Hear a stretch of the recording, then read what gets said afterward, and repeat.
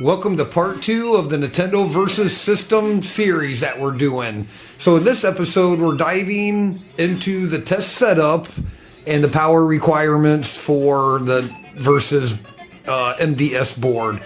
So I wanted to start here because we're going to be cycling a lot of boards through here. And I wanted to take an episode and talk about the safety and reliability of your test bench. So this video, we're going to be talking about the MDS board, but we're also going to be talking about good test bench etiquette. So let's get right into, we're just going to dive right into some block diagrams of the versus system. So just looking at one of the schematics that are available showing the power supply, just a block diagram, a very high view. But I wanted to come in, any time that you set up a test bench, you need to make sure that you're using the proper voltages and that they are going to the right places. So to simulate on the bench what's happening in the cabinet, we need to have some information, and then we can build our harness and go from there. So just starting with the power supply, you have your AC in, and this board is only requiring 12 volts and a 5 volts and a 24 volts. So the 24 volts is for the coin counter. The 5 volts is for the logic on the board, runs a lot of the chips and a lot of the circuits. And in this case of the Nintendo MDS board, the 12 volts is used for the video switcher circuit.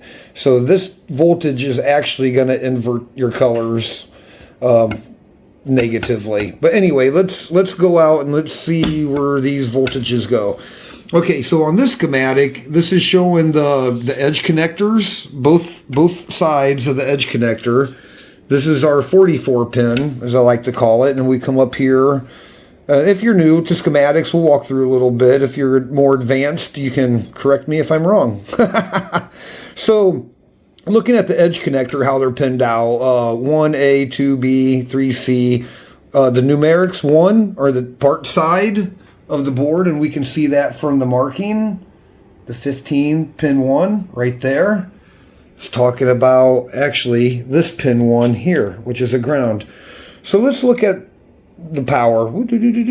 It comes in. So the first 2 pins are ground. The second 2 pins are 5 volts. And the third set of power pins are your 12 volts. Did I say 12? I meant 5 there. And then you have different grounds. Usually your color ground is tied to regular ground. Not in all cases, but usually. So the video ground is probably tied to ground. And I know for sure sync needs a good ground, or you're going to get a wavy picture. And coming down through here, 24 volts. There's where your 24 volts from your power supply will land. On edge connector 16, and the one on the solder side right below it, 16 and T. Ground, you get the last 2 pins, or last 2 connectors on your edge connector, ground. We'll come into that 38 pin diagram and just have a look. This is all controls like we talked about in the last video. You have a couple grounds, but there's no power here. Okay, so with that being said, just a quick overview, kind of dialing in more on the power from your power supply. So when you're building a wire harness or you're going to connect onto the board, you need to know where your power is going. You don't want to hook up 12 volts to 5 volts and vice versa and everything else, because we have on this setup we have some negative voltages that we need to talk about too. Okay, so let's make our way over to the bench. Okay, now we're back over closer to the bench. So the components that make up my test set for these MDS boards, I am using a custom JAMA harness, which lands here. So it's a custom JAMA harness I made that has a lot of the controls, and it actually works really well on this setup too. And then another main component, we have the PCB Junkie Nintendo versus adapter to JAMA adapter. That's the black guy right here. And this is a big part of the test setup because you have a bank of jumpers to switch between side 1 and side 2. So the PCB junkie adapter will only do one side at a time. So this is made like if you're going to put a Versus board into a regular cabinet with one monitor, it's great. But for the test setup, I wanted both monitors, and that's where some of these other pieces come in. So as we talked about before, I always talk, the Nintendo color inversion. So the colors come out of the video circuitry inverted. They have a negative going pulse width, or pulse, really. So those are fed up into this circuit here. I don't know if I can zoom in a little for you guys. They film in on that circuit, or zoom in on that circuit. This is a, what is that, 2047 op amp, basically. So basically it's taking the inverted colors and inverting them back and then outputting them to the RGB, and then you get a nice nice picture on a regular CRT. Now, if you have the Nintendo Versus system, like a couple of my friends do on their test bench, if you have the Sanyo or Sharp monitor, Nintendo monitors, with the inversion circuit in it, you can just use that. But for this setup, we're using this inverter circuit for side 1, and then I took it to the next level. And then I took I had another Nintendo to JAMA adapter. I think this is for like NES Classic, like Donkey Kong, stuff like that. But it also has the same inverter circuit on it right here.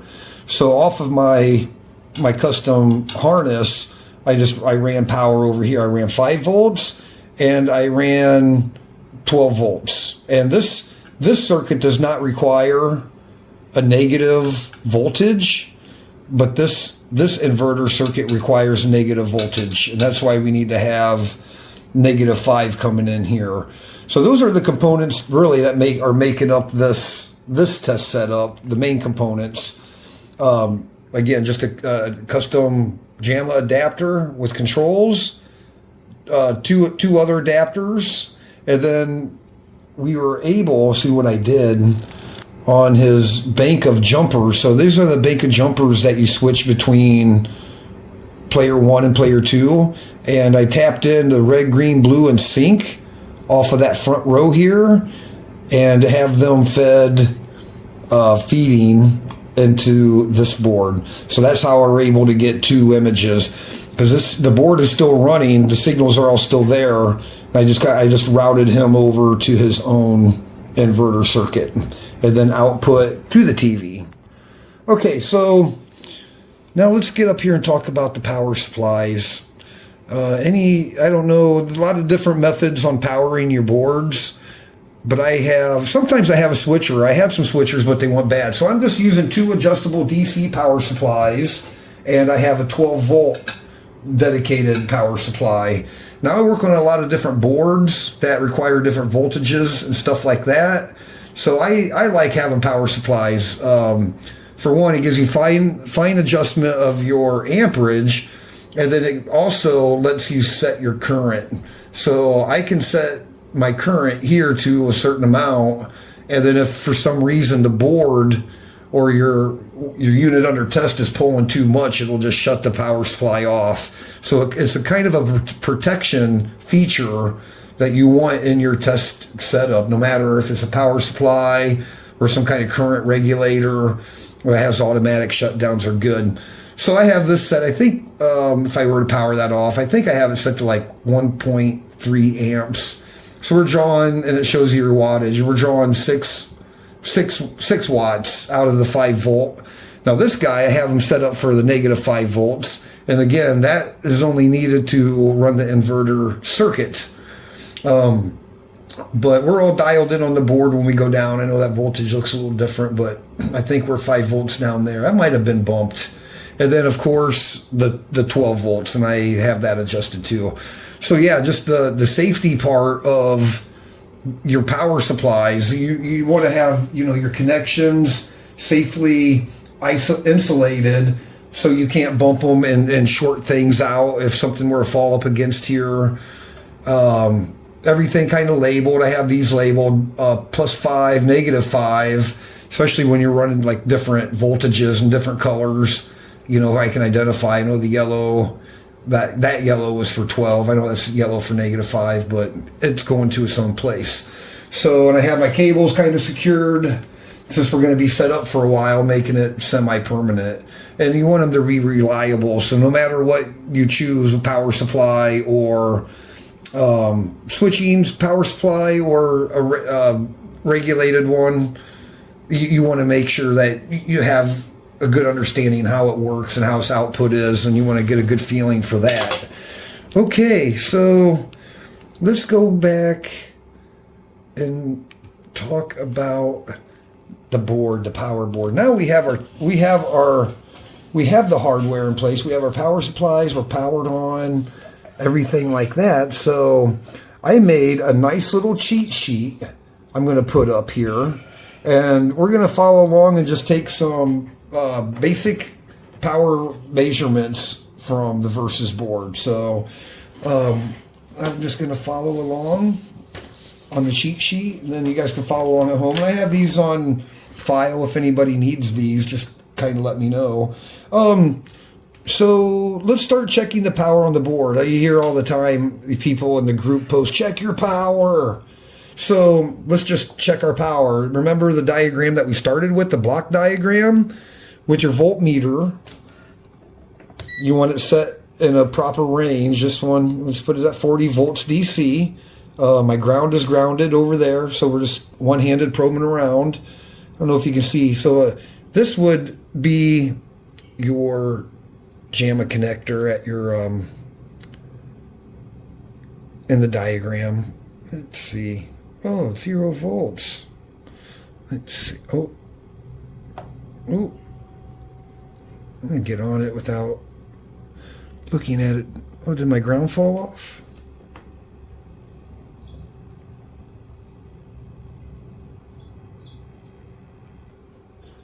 My ground did fall off. So, hey, we're actually sitting a little bit high. So I'm going to reach up here. I know you can't see me. And we're just going to turn down the power supply and get him right at 5 volts. We're going to get him right at 5 volts. I might have bumped it. So let's take him down. See if we can get him to right at 5. Ooh. Something like that. Okay, so you have to think about doing this in your cabinet, popping off the back, finding your wire harness, and you can take this first measurement. I suggest taking it right down by the power supply, and you can even isolate. It's okay to isolate everything when you're doing power checks, but I know this board is running, so we're just going to keep rolling. Okay, so let's come in to where it said we should have 5 volts on the edge connector. So let's see if we can dial that in just a little better. And that's why you want to measure throughout the whole power distribution and make sure that you're not losing voltage anywhere or there's a short somewhere. Okay, I can live with that. Maybe we can go more. Okay, I'm reaching over. I'm just trying to adjust it slowly. There we go. A little over now. Okay, so we know we have power coming this far. So what about the rest of the board? So let's probe it out. Let's start with the CPUs and PPUs. So we'll just start here. We're working our way. 5 on the CPU. 5 on the PPU for player 2. Let's do the player 1. Looks good. Looks good. Okay, let's do some ROMs. Let's do the bank of ROMs over here on player 1. Yeah, we have time. Let's just go down and hit them all. 5 volts, 5.01. See, it's holding pretty consistent. That one, okay. That one bumped up there. And then I'm going to show you guys, like in these non-populated ones, you could still measure these. These still have power coming to them. So what we're going to do when we start doing the other boards, we're going to measure power before we even populate everything. And it's for safety of the PPUs. They are so rare and sensitive to power spikes. You could burn these out easy and they're not cheap. So it's best, you know, if you have a board, just get all over, check it for power all over. So we have 5 volts going there. Let's check some of the RAM chips. Okay. Ooh. Okay, that one's okay. I'm going to check all the big components, everything that needs to be functioning properly. All right, there's the RAM chips over here. Now, there is a RAM chip right here at 8L. This is, I call him the main boot RAM, but he actually saves as well. He'll save high scores and stuff on some games. It's not great, but anyway, he is never going to measure properly because it's part of a charging circuit. So in that charging circuit connected to this pin, there is a diode. I think there's actually 2 diodes, but we can see the voltage is about right for one diode drop. One diode's worth of voltage drop. So this RAM is never going to be 5. So don't base your setting your power supply off this guy. Let him float around. Okay, so we did all those, and logic ICs are equally important. Let's go around. Going to the back of the board, doing some logic ICs back here. They look good, 5 volts. Hitting some of these filter capacitors, decouplers, or a lot of these. I think we have one, we actually have 2 5-volt filter caps. One is right here. I think we should check those 2, and there's one under this board. And I think those are going to filter a lot of the 5-volt voltage lines to everything back here. Okay, and then, so talking about the 12 volts. So the 5 volts look pretty good everywhere. Let's move on to the 12 volts. And let's come up here and measure at our harness. Ah, that's our -5 there. It's our -5 there. You're not quite -5. What's this guy? Okay, 12. There we go. He's a little high. We can adjust him down. Let me turn him down a little while we're filming. Ooh. We'll get that right down on 12. Okay. There we go. 12. And then let's come over here to where it comes to the edge connector. There's a little bit, you know, a couple millivolts down. That's nothing uncommon. And then for the 12 volts, again, the only chips that use 12 volt are these video switchers. This one and this one. And let's measure on him. 11.97. That's pretty close. And 11.97. And then we'll do some more in depth on here, because you could, you know, once you get a good baseline of what all these switch voltage levels should be, you have a really good idea by just taking these voltage measurements if these chips are good or bad. And then the 2 audio amps, let's check those. Oh, I don't think I'm on him all the way. There we go. All right, so he has voltage. He has voltage. Same thing. These are just gated op amps. We can try to take a measurement from the output. There's the output. Without frequency, I don't really know. But I think you can get a good baseline off the audio amps too. So that's the quick rundown of your initial test setup, what you're looking to have on your bench. And, you know, we got a scope in here and stuff too. So I thought maybe since I had you, and we have a little time. This isn't too long yet. So that's your main power, kind of getting off track for the scope of this video. But a couple things I wanted to show you about the color. I wanted to show you guys on the scope. I'm going to just kind of zoom in and maybe you can kind of see some of it. All right, I'm going to show you could take the RGB right off of the PPU, pin 14, 15, and 16. Let's make that a little bit bigger for you guys. So you can see right out of the PPU, I don't know this, I think that's blue. That's blue, and you can see it has a non-inverted color output, which you could actually grab this signal here and use like a Frankencade RGB amp and amplify that for a good display. So let's look at that. Let's look at the same signal after it's gone through the transistors and to your output inverted. Let's look at the inverted, how that looks inverted, because people are like, what is inverted? What is an inverted signal? So I just wanted to show this real quick. If you can see, I don't know how well that's going to show. Ooh, God, that's awful. So you can see we have more of a negative waveform. Like our power's high, and now all of the color signals are actually going down in voltage or in amplitude.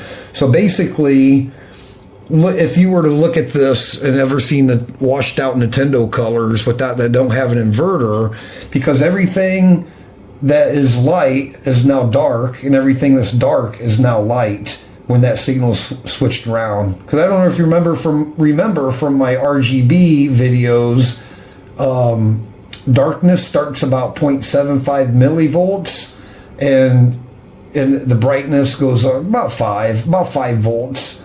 So you have dark to bright, and then that's how the colors kind of are, amplified and displayed. But when it's negative, then everything that's white is now black, and everything that's in between is kind of in between and just weird looking. So that's the native Nintendo inverted signal that's outputting natively from the edge connector. Okay, the last thing, since we have a little bit more time, I wanted to show you guys the clock circuit and maybe get this guy where he will.